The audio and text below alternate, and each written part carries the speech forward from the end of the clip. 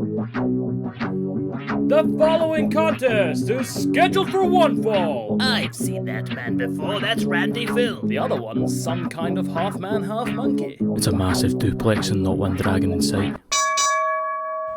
Hello, you beautiful sweaty marks out there. This is Snapdragon Duplex episode 14. We are covering AEW Dynamite from the 10th of March. Today is the 15th of March, so we've finally caught up. We're caught up with AEW television. Thank Buck. Randy's still at work. He's back later on this week, and you've just got me just now.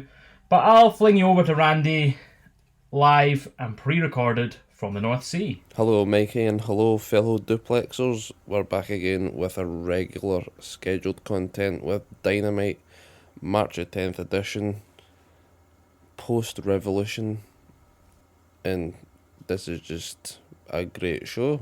We've hit the ground running with this one, and I'm excited to cover it. Let's kick it off, Mikey. Aye. First match of the night, we had Rey Fénix of the Death by Angle versus Matt Jackson of the Jackson 5. Nope, that's not right. The Young Bucks. It was a good match for kicking off the show. It was fast paced, some cool spots in there, and just a bit of a teaser of what we could expect in the big tag match for the titles. I'm not sure, have they said when this tag team title match will be taking place? And also during the match we were cutting to the SCU, who are the number one contenders, going to take on whoever wins the match between the Young Bucks and Death Triangle. Yeah. What were your thoughts on the match, Mikey? Run it down for us, mate. Okay, mate, yeah. Rey Fénix versus Matt Jackson. Every time that Rey Fénix, my boy, does a dive to the outside, I just start cringing, man. I'm just waiting for the day that he just snaps a bone. He's just so quick when he does it. It just looks scary as fuck, man. He always hits the rails so hard, and it's going to happen. You keep tempting fate, it's going to fucking happen. At one point, they've got a sharpshooter locked in, and Matt Jackson's a sharpshooter locked in on Rey Fénix, and JR asks, is that a sharpshooter or is it a Scorpion Deathlock? You know, I mean, I don't think JR's ever really called Sting's matches before, so I thought it was quite funny. Then Excalibur replies, if Sting does it, it's a Scorpion Deathlock. And then says, I mean, if you want, you could call it a Sasori Gotami, which is what its original name is. Apparently, not invented by Bret Hart. That's what I learned today. It was invented by a dude called Riki Choshu. So, fun fact for the day. Fénix goes for his now patented tightrope punt kick, and Matt moves out the way, hits him with a Canadian Destroyer from the outside in, and then takes Fénix outside and hits him with another Canadian Destroyer on the outside. So I guess he wanted to give him a fucking tour. Later on, Fénix goes to dropkick Matt Jackson, who rolls out the way, which allows Fénix to cunt Nick Jackson on the outside. And then Matt Jackson's raging, so he takes revenge by super kicking Pac, who sells it in typical fashion of just flopping back like his fucking heels are on hinges. The ending was a really nice, smooth sequence, as you can expect. A super kick to Fénix, who hit the deck, kips up, hits an enziguri. By the way, I learned something else today about Japanese wrestling. Enziguri, so enzui is Japanese for your medulla oblongata, which is the fucking bit, like the top of your spine that connects to your brain. And giri means to chop, so it's actually, in Japan, it's known as the medulla oblongata chop, which I thought was fucking cool as fuck. And enziguri sounds cool here as well. And if you're wondering what the difference is between a Shining Wizard and an enziguri, enziguri is to the back of the head, hence medulla oblongata, and Shining Wizard's to the fucking face. So every day's a fucking school day, man. I'm getting really geeky over this. Fénix wins with a tombstone. How many fucking tombstones have we seen now? A lot. I don't have a number. Probably a good way to push this feud forward, I think. Fénix showing that the Bucks should be fucking scared of losing the belts, and I feel like they're gonna lose the belts, man. I feel like if they don't lose the belts to the Death by Angle, then they're gonna lose it to SCU. But I feel like they might do the whole Death by Angle win, Death by Angle beat SCU, SCU break up angle. What are you feeling about that? Rey Fenix picks up the win. What is the move that he does? What is that finisher that he's fucking got there? Because to me, I've got move blindness and it just looks like a one-winged angel. But it can't be. There's no chance they would have him do it and Kenny Omega doing it when it's the most protected finisher in AEW at the moment. Or is it? Oh, it Fuck is. it, yes it is. I've decided it is. A good match.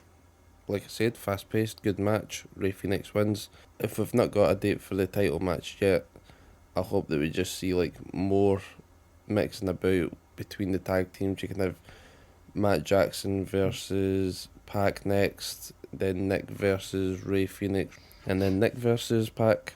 Yeah. You've just got like another 3 solid weeks of good matches in this. And then that'll take you your tag team title match, and then it'll be your SCU versus the winners of that afterwards. And I think that'll be the same, like a long build, and you'll have your SCU versus the champions at the next pay-per-view, and that's where SCU will lose and have to quit as a tag team. Yeah. And there will be tears on that day, mostly from me. Then we cut backstage and we've got Eddie Kingston and John Moxley just shitting on the end of Revolution. Yeah. And good on them. They said that Kenny Omega and the Starfish Island boys just done a shite job of trying to kill John Moxley. But I wonder how this is all going to play out. Are they going to try and find another way to write off John Moxley? Is it even worth it at this point now? It's paternity leave at the end of the day, isn't it? What do we get? Fucking 2 weeks at most. Yeah. And they're working one night a week on Dynamite. Fuck it, just let him wander off for a month or so and he'll be back. He'll be choking to get back, fucking hell. Yeah. Nobody wants to be at home for that long. Again, we'll just say it, we fucking love that white t-shirt, the deathmatch shirt. Even though it was a disappointing end, I'm still going to buy the fucking shirt. Yeah, You're going to buy the shirt. Yeah. Everybody's going to buy the shirt. But the biggest thing for this is just how good the banter between John Moxley and Eddie Kingston is. We're going to see them in a tag match next week, but we'll cover that later. And I'm excited for that. That'll be cool. I hope they're fucking pally for a good while yet. I don't want this to be a case of Eddie Kingston and John Moxley pals for 2 weeks at most, and then something fucking flips in Eddie's head again, and he's a cunt. Yeah. And after John Moxley, let the two of them be cunts together. That's fine with me. Yeah.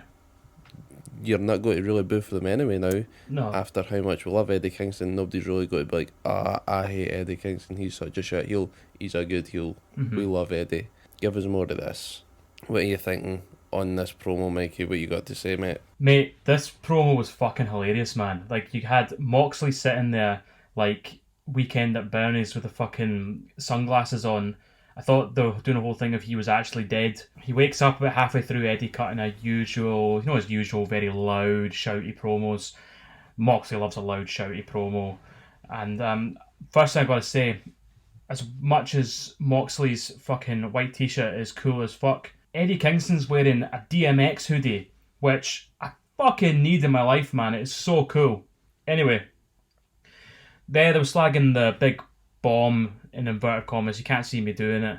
At the end, asking if it came from Acme, from the Looney Tunes, and then they conclude that Impact paid for it, so that's why it was shit, which I thought was fucking great. Eddie saying that Kenny must have done it on purpose, and Moxie saying, no, he just fucked it up. We now know the shoot truth is that they did just fuck it up. Yeah, they're drinking buddies again. Yeah, that's pretty much it, mate. It's good to see. Right, so that brings us next to Cody Rhodes versus who the fuck is Seth Gargis? Seth Gargis D's nuts. Anyway, here comes Cody. At first, I thought a fan was screaming, yeah! But it turns out it's actually the start of his theme song, and I never noticed it before. So there you go. Yeah, there's a couple of slams and a figure 4 leg lock, and it's over. What's the point? Who cares? I mean, it was shit. Tony the Shagger comes out to have a chat with Cody and Big Beefy Arn, and Penta El Cero Miedo interrupts. He's in a Hugh Hefner suit. He looks fucking magnificent. And he uses a translator to tell Cody that he's 1,000 times better than Cody. And if Cody's the Prince of Pro Wrestling, Penta is the Lord of Lucha Libre. So Penta switches to English, to say very little, and then switches back to Spanish to say he could snap Cody's arm so bad he wouldn't be able to pick up his new baby girl. A wee stramash light. Not really fussed, to be honest, mate. There wasn't really much here. Aye, so Cody gets his squash match. He's lost fucking 2 weeks in a row now. Lost to Big Shaq and then lost the face of the Revolution, so he takes on Seth Gargis and wins the absolute squash match with a figure 4 leg lock. And after the match, Big fucking Penta interrupts him. So where has Penta been? Has he just been kicking about on Spanish commentary for the past weeks whenever we thought he was injured or out of action? He must have been injured. I don't know. But that's cool. It's cool that he's still kicking about. I thought fucking Pac and Ray Phoenix just fucked him off and they were doing their own thing. So by the looks of it, the way that this was all playing out, we've got a heel Pentagon taking on a face. Again, air quotes here, a face Cody. Yeah. Cody's just becoming more and more a cunt, isn't he? I think so. Ah, well. Again, AEW have just came off the Revolution pay-per-view and they're going from strength to strength with this stuff. I mean, a Cody Penta match is going to be class next week. Yeah. And then, after all of this, we go backstage with the best friends in some video game arcade. Mm-hmm. And it's what we said, isn't it? It's exactly what they said. They want one more match against the wedding party. Yeah. Is this going to be one more match? Is it just going to be one more tag match and then we have Orange Cassidy versus Miro, which everybody's looking for? I'll bet you they don't even give us that. They'll be teasing it for us and they'll end up giving us like Chuck versus Kip Sabian, which won't be a bad match. Don't get me wrong. It'll be a decent match. But the people want Miro versus OC, the freshly squeezed man himself. I don't know. What you're taking on this, Mikey? Honestly, mate, I'm not sure. I'm really not sure. I kind of feel like we both wanted this feud to be over last week. So the fact that it's not just kind of feels like you're getting extras from a movie that you weren't really enjoying. Yeah, OC versus Miro will be cool. Outside of that, I'm not really that bothered. I mean, the one thing that we haven't mentioned yet is Charles. I like calling him Charles. If Charles loses this next match, then he'll be Miro's butler forever. So does Miro win and then get the kind of butler forever, and then you get OC fighting back for him? I don't know how it works, but it's going to be like a lumberjack match, but instead of wrestlers, they've got arcade machines kicking about outside the ring. So the arcade machines won't be able to throw them back in. I guess they'll probably just break under their weight. Do you know what? It should be fun. As soon as they mention some stupid gimmick like that, I'm like, okay, fine. Okay, fine. You've got me back. Fine. Whatever. I'm back involved. So we come back from the adverts and we've got a Sting promo. And Sting is just pretty much man-crushing all over Darby Hardy, Darby Allin, whatever you want. But all the loving was cut short when out comes Lance Archer with Jake the Snake. At this point, does Lance Archer need Jake anymore? It seems as though he's... I don't know how Lance Archer was before cutting promos. If he was maybe a bit nervous with him. I've never seen him do a promo before, but it doesn't really seem as though he needs Jake. And maybe Jake could be put to better use with another fucking person now, another up-and-comer. Just keep him fresh, keep him going. But man, even fucking Jake's taking the bumps now. The two of them are just being a well-oiled machine. Is it going to be a case of Lance Archer starts managing Jake Roberts? That would be mental. That would be a crazy match. Jake the Snake versus Sting. It's never going to happen. No. Jake is long past it, even though he's still taking the bumps like a champ. But what you think about this? Do you reckon Lance Archer is going full heel again? Which is mental, because he had like that little face moment with Ray Phoenix a couple of weeks ago, and for the past few weeks leading up to Revolution, it looked as though he was starting to be a good guy. Yeah. And that's quickly been undone now in this whole 1 minute promo that he's cut. Aye. I just want to know what's happening, what you taking away from it, Monkey Man. Honestly, man, I'm gutted that he's not going to be a face anymore. Like, I really enjoyed him as a face. But then again, never mind. I was going to say maybe Sting's more of a tweener because of the way he acts, but he's a fucking babyface, man. I'm talking shite. How could you make Sting a fucking heel? Yeah, I guess that's it. I guess Sting maybe wanted to face Archer, and they didn't want to do a face versus face thing because of who Sting is. He's like the guy who, I don't know, he's like I guess they called him the vigilante, didn't they, in WWE, but I don't like using the shitty terms they have. They're like, oh, here's a new guy, what can we call him? Well, why don't we look up another fucking noun out the dictionary and put the in front of it. Well, we can call him the artist. It's like, yeah, sure, let's call Shinsuke Nakamura the fucking king of strong style. Why don't we just call him the artist? Fucking shite. Anyway, I digress. Yeah, Archer interrupts the celebration, says he's wasting his time. Archer's heel again, it looks like. The thing I really liked about this promo was Jake the Snake's extremely raspy voice walking away going, "Bastanger!" That made me laugh. But other than that, man, Sting versus Archer will be good. I just wish Archer wasn't heel again. Yeah, they're kind of doing a bit of a big show with him, which is a shame. I liked him as a face. Yeah, so next we've got a wee backstage segment. You got QT Marshall and Lee Johnson. QT is playing the face now after being a cunt at Revolution. Eliminating his pals in the Nightmare Family and then spitting on Dustin during a pandemic. Now of all times. Bastard. This leads into All Ego Ethan Page, or as I called him last week, who the fuck is Ethan Page, versus Lee Johnson, our favourite little jobber. The little jobber that could. Ethan Page's tracky top has Page on it, and it's in the Red Dead Redemption font. I don't know if anyone out there caught that, but I certainly did. Didn't have much interest in this match going in, man. It was my let's go fetch a beer match. I was just like, okay, two people I'm not really that bothered about. Anyway, I did notice while I was watching it and fetching my beer that Ethan Page is dead horny for a backbreaker, isn't he? Like, he did a big swinging, like, sidewalk slam backbreaker and Randy Orton style elevated DDT set up outside on the rails, and then he spun it into a backbreaker. He did do a springboard cutter, which was nice. No reaction from the crowd. Getting a wee Conway pop. I get the crowds are small and they're mostly made up of people from their own roster, but Jesus Christ, man, you can't be giving a Conway pop to two people trying to get over. It's just doing no one any favours. You'd be thinking that all the wrestlers on the outside would be thinking, okay, cool, he's done like a pretty sweet move there. We should probably be like, woohoo, at least. Do you know what I mean? But hey, it is what it is.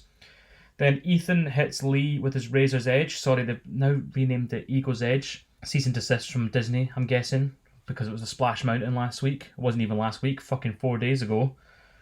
So yeah, he hits him with the Ego's Edge, and he wins. And like I said before, I wasn't really into this match, man. After the match, there's some heelish cunt tricks from Ego, what's his name, Ethan Page. And then Dustin comes in and chases him away. And then QT Marshall's there. He was at the sidelines for the match. And he turns his back on Dustin and walks out of the arena. What a bastard. Yes, so Ethan Page versus Lee Johnson. This was Ethan Page's like singles debut coming out from Impact. And he wins with, it looks like a Razor's Edge. Was it a Razor's Edge? Yeah. Outsider's Edge? Whatever the fuck it was. Yeah. Is he just stole this move for Scott Hall, is what I'm asking. Mm-hmm. It doesn't matter because the big takeaway for this match is that QT Marshall may possibly have fucked off from the Nightmare Family. This is where it's going to absolutely blow my mind because I'm 100% sure that QT Marshall is the head trainer for Cody Rhodes' wrestling school, the Nightmare Factory. So what does that mean then? Is he going to like patch them on Wednesday nights on Dynamite, but Monday, Tuesday, Thursday, Friday he'll be at the Nightmare Factory working for them as normal? They've not thought this through. Kayfabe What is about life. the kids? Kayfabe is What about life. all these young up and comers that he's supposed to be training? Has anyone thought about these poor bastards? They've been paying good money to get trained off QT Marshall. Now he's just fucked off with the Nightmare Family.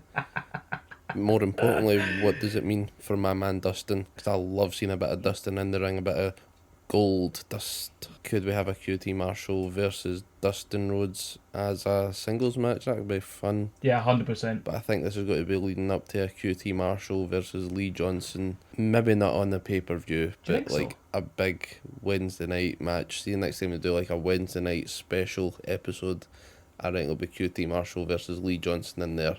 That could be interesting. That could be fun. But we will see what happens. Keep the kayfabe alive. When we go backstage, is it Marvez? I can never remember who does all the fucking interviewing. Anyway, Marvez. whoever it is, they're talking to Hangman Adam Page, and he has quickly spunked all of Big Money Matt's money. Big Money Matt's money?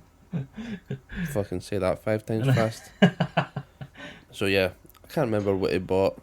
the big fucking takeaway is he's probably bought a fuck ton more alcohol, and he's bought that big ride-on lawnmower. Yeah. He's got all his pals, the Dark Order, with him. They're just having a fucking right old good time. So they all decide to go to the bar for a drink, and they all try and jump on the lawnmower, all apart from one of them, because I can't even remember which one it was. They all Alan wear the Angels. masks, they all look the same. Alan That's Angels. not racist, they're wearing masks, right?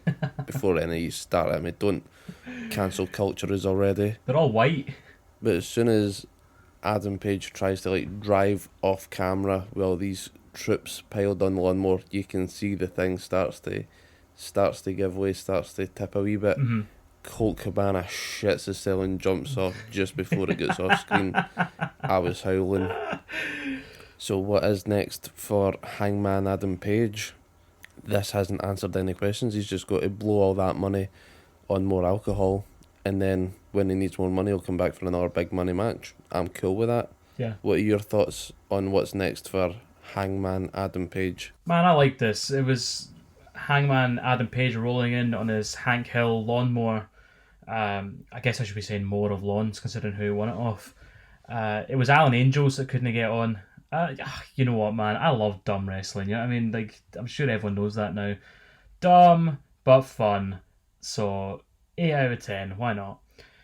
Also, I checked my spam inbox in my email for the first time in months, and I'm pleased to announce that my application to join the Dark Order was accepted. So they are now official friends of the show. Welcome, guys. Your t-shirts are in the mail. Anyway, what's next for Hangman Adam Page? Fuck knows, mate. Fuck knows. I think, obviously, Matt Hardy is going to be going after the Dark Order, and Adam Page is still mates with the Dark Order. The Dark Order have saved him more than once. Hangman's going to have to save them back. I think that's how it works. When the Matt Hardy versus the Dark Order feud's finished, I think Adam Page is going to have a big say in how that finishes, and it's going to finish with the Dark Order going over.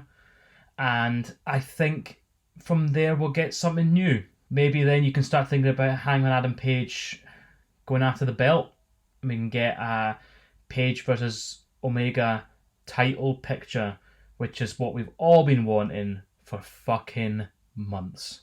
So that's what I think. I think it's going to be the long game.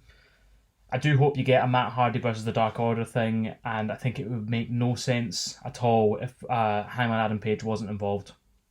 So he needs to be involved in that. I don't want him to be at the forefront of it, but I do want him to be there when it ends. I want him to have a big part in why Matt Hardy gets beaten by the Dark Order.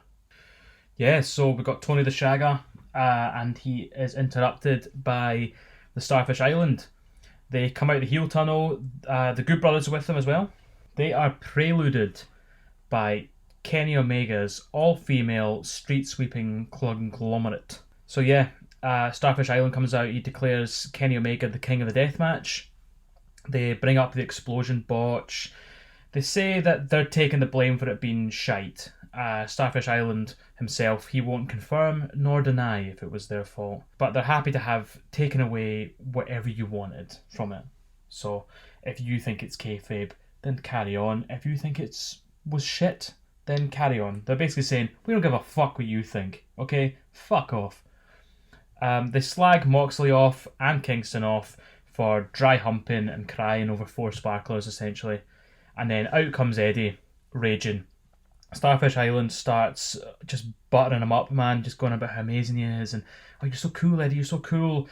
And then they tell him to leave, and then they start the purge timer again, and Kenny lies on the floor and starts shouting, 69 me, Don, 69 me, which sounds like I'm making that up, but that is a direct quote from Kenny Omega to Starfish Island Don this week on Dynamite. He says, 69 me, Don, 69 me. So, Kenny says Eddie doesn't have the balls to attack him. So, of course, Eddie attacks him.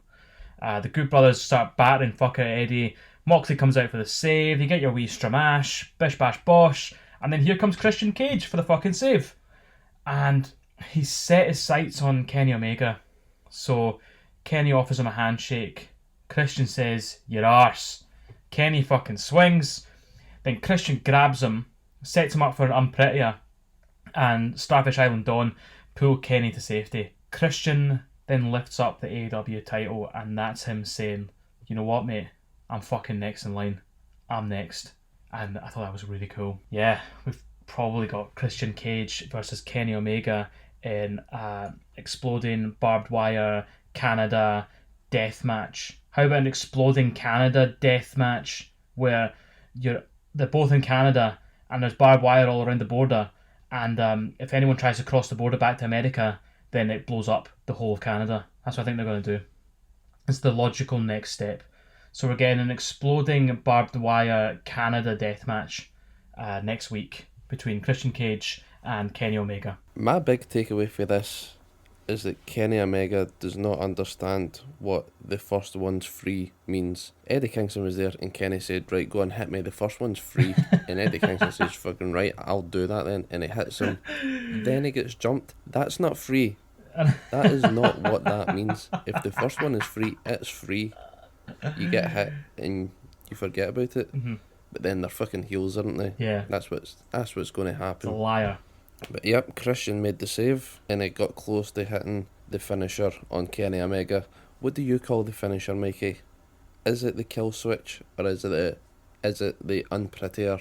I know it is the unprettier, I'm sure. Yeah, me too. I've not heard it being called that in a long time. I'm pretty sure everybody calls it a kill switch now. Right, okay. I feel old. Anyway, so it could be Christian versus Kenny. Probably not for the title. That's just a wee teaser. A wee filler match. That'd be cool though. I'll be excited for that. And then next up we had all women's Stromage wrestling. Yeah. Again, this is one that I just can't get involved in it yet. It's not doing anything for me. I'm not that interested, which is a real shame because they've got some fucking highlights on the roster women's wise. They're just not using them properly. I don't know what it is. It's just not there for me, mate. Mm-hmm. So go on, tell us, what were your thoughts on this match? Mate, I actually thought it was an okay match. I mean, there was some weird, sloppy spots here and there, folk missing their cues. You know, it's kind of typical of a division who are just still getting used to working TV. Do you know what I mean? So, highlights that I had was that Maki Ito came out with a fucking mental entrance, by the way. It was hilarious. She came out like, hi, hi, hi, hi, and then started singing. And I don't know if you heard about this thing. I saw on Twitter. It was the person who does the subtitles for TNT had put over her sings mediocre at best, which I thought was fucking brilliant, by the way. Very passive aggressive. Vicky Guerrero came in with the distraction. Rebel, not Reba. It came up on her fucking nameplate today. So Rebel is going to hit her with her crutch, but Thunder Rosa reverses it and ends up winning. So Britt Baker does usual. She's acting the bastard after the match. Cinder's in the lockjaw. Rebel aiding with the crutch. Aiding? I don't really know if she was aiding, but she was trying her best to help. She was there. Rebel was there, and she had a crutch in her hand. And we're backstage again with Big Money Matt and Private Party. And it turns out Big Money Matt needs more money. And the way to get more money is to get more signings. Mm-hmm. So he's signed the Butcher and the Blade. I don't know if he's signed the Bunny or if she just comes as a package deal. But anyway, this is them now doing a temporary split from Eddie Kingston, which could be interesting. That could free Eddie up for a while. Yeah. I'm disappointed that we didn't get more of a payoff from Eddie and his family gimmick whenever he had Ray Phoenix, Pentagon, the Butcher, the Blade. It seems that whenever Pac came back, everything just kind of went to shit for him. Yeah. I think there was supposed to be a bigger payoff. We might get it later down the line. But yeah, Matt Hardy's now got the family. He's got himself, the Private Party, the Butcher, the Blade and the Bunny. And Matt Hardy's wanting to join Ulster Match Wrestling. Yeah. And go and take on 5 members of the Dark Order in a 5-on-5 match, I think. Yeah. So we'll see how that plays out for him. I think that's next week as well. We'll cover it later. Aye. So what are your thoughts on Matt Hardy taking on the Dark Order going forward, Mikey? Are you going to be excited for this at all? My main take from this man is that Matt Hardy's a fucking dumbass. He's a fucking idiot.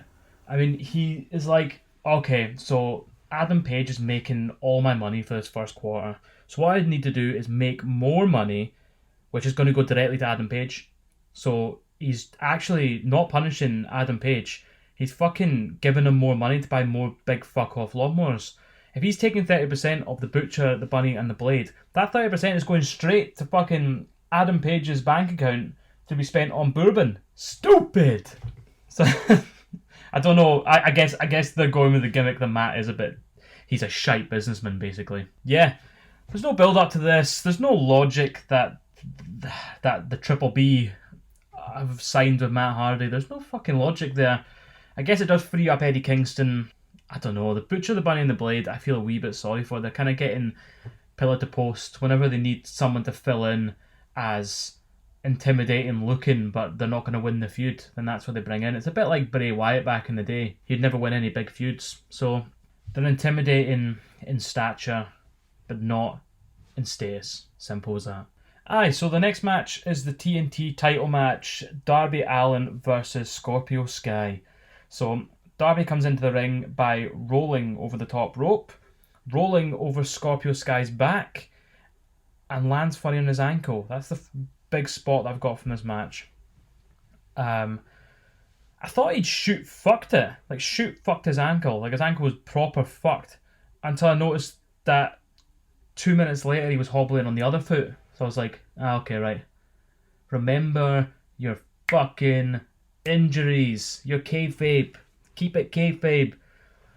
This match was fucking bizarre. Were we not expecting, was not everyone expecting a big high-flying, high-risk, dangerous match? Were you not expecting Darby to come out with big, like, I don't know, tape and bandages around his ribs and, like, maybe work slow and then get Scorpio Sky to keep hitting his ribs and then Darby has to pull it out of the bag to win and, like, go high-risk and go fucking high-octane? It was the opposite. It was slow. There was loads of mat wrestling and rest holds. Maybe they are just genuinely sore from Revolution. They both had pretty wild matches. But yeah, this was not the spot fest anyone expected. Darby's still excellent at selling. He still flops about like a fish out of water. The only big spot of the match I can think of was Darby goes for a coffin drop. Scorpio jumps up and reverses it into a powerbomb. And then Scorpio picks him up for a TKO. And Darby reverses it and rolls him up into an inside cradle and wins. It was fucking so disappointing. I don't know, man. I don't want to say it's a bad match, but it felt bad because I walked out of it going like, this is the complete opposite of what I expected and not in a good way. Even JR himself was saying that it wasn't the high-risk, high-flying match that we expected. He used the word basic mat wrestling, and that's what it was. It was so... Neither of them are like technical experts. It wasn't like watching fucking Daniel Bryan versus Kurt Angle, was it? It was fucking... Yeah, I don't know, man. It just felt like a pre-show match. It was shite. Poor Scorpio Sky. After all that hard work grabbing that big golden hoop, this is the payoff, and it was shit. But Scorpio Sky puts Darby in a heel hook after the match to break the ankle, so to speak. What a bastard. Before I give my thoughts on the match, Mikey did ask me a question. He texted me earlier in the week and he said that Paul White mentioned that he really wants to work with Darby Allin, Paul White being the Big Show. And Mikey asked me, would I rather fight one Big Show-sized Darby Allin or two Darby Allin-sized Big Shows? I knew straight away as soon as he asked the question who I was taking, and it is going to be two Darby Allin-sized Big Shows. Because if you had one Big Show-sized Darby Allin, if he hit a coffin drop, you would be dead. End of. What about you, Mikey? Ask yourself that question. Who would you take on? One Big Show-sized Darby Allin or two Darby Allin-sized Big Shows, mate? It's got to be the two fucking Big Shows, isn't it? The two wee Big Shows. Because fuck taking on a huge... giant of a man who can run about and flip about like Darby Allin and is willing to throw himself off anything. I think it would have been funny to watch Brian Cage put a Big Show-sized Darby Allin in a body bag, probably two body bags stitched together and filled with thumbtacks and throw him over the ropes. But hey, I wouldn't put it past the big roidy bastard to be able to do it. It's got to be the two Big Show-sized... the two Darby Allin-sized Big Shows. I mean, I'm going to lose the fight anyway. I cannot fight to save my life. But yeah, I think I've got a better chance of neutralising at least one of them. This match was a really weird one for me. I thought Darby Allin would be selling a lot more of the injuries that he sustained from Sunday on that street fight, but it didn't look as though he was that injured until halfway through the match or whatever. He goes over on his leg and he starts limping a bit, and Scorpio Sky was just all over that. This is Scorpio Sky now going full heel. And during the match, you could see that he was playing heel a wee bit, and I was thinking, do I like this? I'm not too sure. Don't know if I like it or not. But by the end of the match, when something just snapped in his head, he is proper heel now, and yeah, I'm loving it. Yeah. It sold me so quick on this. I didn't think I would like it, but nah, they're doing justice with it, and it'll be cool to see Scorpio Sky as a heel going forward. Maybe he'll be taking on Darby a bit more. But as for tonight, Darby wins with that wee shitey inside cradle counter. Yeah. Got the 3 count, and Scorpio is full heel. Yeah. I'm loving it. I thought it would just have been such a simple way to get the belt off of Darby. Like, you could just say, oh, clearly he was fucked from Sunday at Revolution. Yeah. But then, is it too soon to take the belt off him? I don't know. You could easily sell me either way on this. I'll take it you've already decided what way you thought this match should have went, Mikey. But for me, at the moment, I wanted Scorpio Sky to win it. It would have been an easy way to get the belt off Darby and push him into maybe like, probably not AEW #1 contender, but get him up the card a bit more. That would have been cool for me. Okay. Then we get the rundown of next week's show on Dynamite. We'll cover that at the end. I'll give you what I think at the end. Yeah. But the final segment of the night, oh my god, the Inner Circle War Council. Mikey, on you go, mate. Have at it. What are your thoughts on what transpired here? Someone call the Cooncill! Someone call the Cooncill! They did call the Cooncill. Jericho says he wants to add a new member to the Inner Circle, and MJF says, actually, mate, it's time to let someone go, and stares him out. Now, out walks Sammy Guevara, and he's walking out like a dog with 2 dicks. Sammy Guevara shows Jericho a video of MJF saying that he should be the next leader. Santana, Ortiz, and Jake Hager, it's all backstage. It's from a few weeks ago, and they've all agreed, saying, yeah, you know what, mate, that's probably a good idea. Now, cut back to the ring. MJF says, sick 'em, boys, to these lads, and they turn on MJF. So they all start fucking towering in on him up in the corner. And who saw this coming? Fucking everybody. Now, where's Wardlow? As I'm like, where the fuck's Wardlow? Where's Wardlow? Where's Wardlow? Then Jericho kicks MJF out of the Inner Circle. Your ass is fired. I didn't want to take over your group because I was too busy building my own, says MJF, and the lights go out. When they come back on, we've got FTR, Tully Blanchard, Wardlow's here, and your boy, Sean Spears. I guess we're all surprised at this, right? Like, we were speculating whether or not they were going to do like a Cody 4 Horsemen thing with FTR and Sean Spears. And do you think that could still happen? I guess it could. I know Cody and MJF fucking hate each other, but if they're going to turn Cody heel, this would be the stable to put him in, right? This would be the one, because this is the cunt stable. Inner Circle were always too silly to be the proper cunt stable. This is the cunt stable. And I'm here for it, man. I am here for it. Do you think the Cody thing from last week was a thing now? The 4 Horsemen thing that we came up with? Or do you think that was just Arn Anderson saying, like, yo, Tully, remember when we used to, like, hang out with fucking Ric Flair? Remember that? Remember that shit? Do you think it was more like that? Also, quick question. Do you think this might be a prelude to a blood and guts match between the cunt circle and the Inner Circle? Should we call them the Outer Circle? The Outer Circle and the Inner Circle. I like that better. So, do you think it could be that? Do we have a blood and guts match here? Do we think this will make the Inner Circle a base stable, maybe? I mean, it probably could. I mean, there's no one in that stable that couldn't be a face. Do you know what I mean? The MJF Circle, the Outer Circle, they kick the living shit out of the Inner Circle. End up powerbombing Jericho off the stage, and he's just lying there bloody and beaten. Yeah, the blood and guts match. That's what I want. That's what I fucking want. Blood and guts. The Outer Circle versus the Inner Circle. What do you make of this, man? What do you make of this? The first thing that I need to take away from this is that silver shirt that Jericho was wearing. That was just giving me flashbacks from old school Y2J when he debuted on WWF. Yeah. That's the shirt he was wearing, that silver shiny fucking thing, and it is sexy AF. But the bigger news coming out of it all, MJF has been playing the Inner Circle all along. He's got his own cronies. He has got his Outer Circle. I don't know what they're called yet.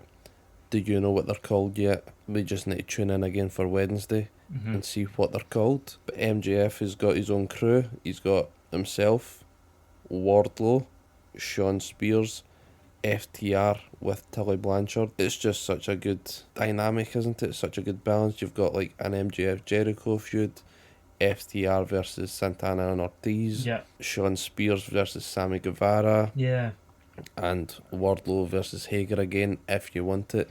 Two big meaty men beating off each other. Who doesn't want to see that? Go on Pornhub and you can get it.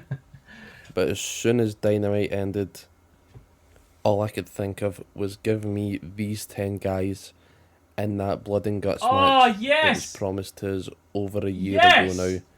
That is what we need. You've instantly just made the Inner Circle a face faction. Oh, God. And it only took fucking, 3 minutes of that episode of Dynamite. No chance anybody would have thought Inner Circle are going to be a stable of faces, yet they've done it, and they've done it well. I'm excited. I can't wait to see what's happening next week now. Man. And speaking of next week, let's run down the matches right quickly and see what we've got. Before Andy runs through this, I just gotta say that was not planned. That is both of our individual opinions. We haven't talked about this. We don't talk about what we thought of the show before we do these shows. Before we record, sorry. We just fucking go in blind to each other's opinions. So that's awesome, man. I'm glad that that's something that everyone's thinking about, or at least we're thinking about. That it's not just me. So hopefully it happens, man. Like, hopefully that... Man, I'm fucking excited now. I'm excited. Okay, we're going to go into next week's stuff now. So next week's Dynamite is being billed as St. Patty's Day Slam, or St. Patrick's Day Slam. Sure. First match I've got here is John Moxley and Eddie Kingston versus the Good Brothers. Yes. I'm going Moxley and Kingston. I'm going all in with them. Okay. Who you got, Mikey? Exactly the same, man. Exactly the same. They should win this. They need to let the world know that they're hard as fuck. Next up, we've got a Jade Cargill in action. Of course she's in action. If she's in action, she's going to win. It just needs to be, isn't it? I'm not going to say in action and then have her lose. That would be absolutely mental. Yeah, in action's just code word for a squash match. That's all it means.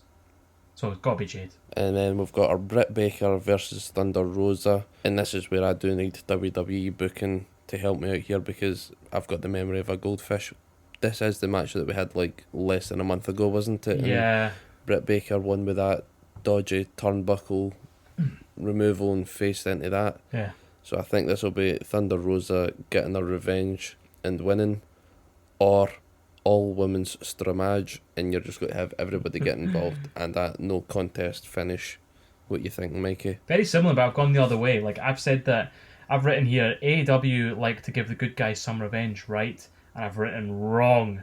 I think Britt Baker is going to win, but I think it is going to be a stramash. I think it's going to end up with everyone in the ring and blah, blah, blah. But I think they're going to double down on the baddies, because there's not enough standout heels in the division. So, yeah, I think, fuck it, Britt Baker's going to win. This is where I got myself mixed up a bit. I thought we had Matt Hardy and the Private Party and the Butcher and the Blade taking on some of the Dark Order. I was wrong. It'll be the Matt Hardy Enterprise versus Jurassic Express and Bear Country. County or country? Country. Doesn't matter. Two big beefy boys helping out Jurassic Express. And I think my money's got to be on the Jurassic Express crew, because I think the Dark Order will decide, nah, fuck you, Matt. If you want to fuck with us, we'll fuck with you. What you saying, Mikey? Yeah, man, I thought it was hard to call, but I actually think Matt Hardy's crew are going to pin either Marco Stunt or one of the Bears, because who gives a fuck about those guys, you know what I mean?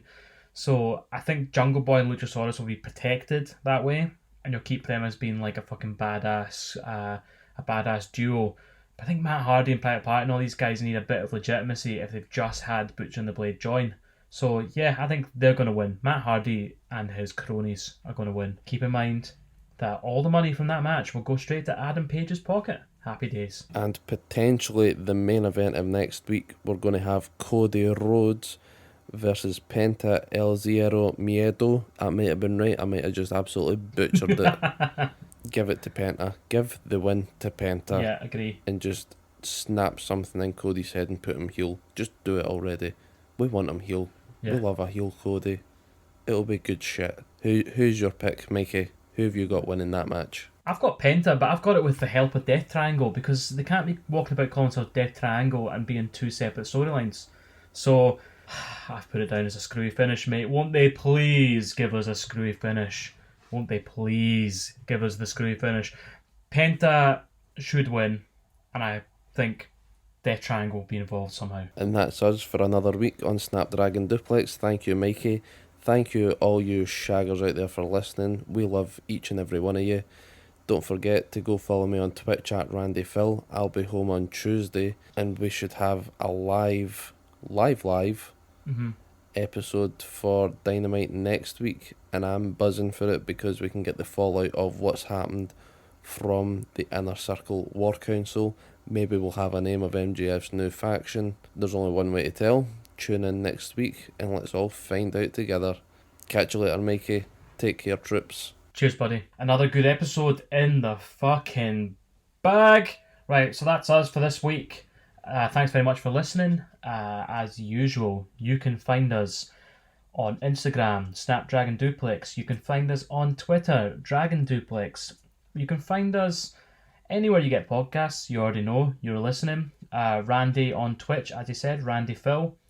And you can get us on our website, www.snapdragonduplex.co.uk, and you can get all of the episodes on there. You can download them, save them on your computer, listen to them over and over and over again.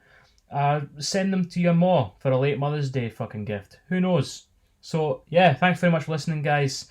Appreciate all the support and all the love, and we've got nothing but love for you. So, thank you. Goodbye.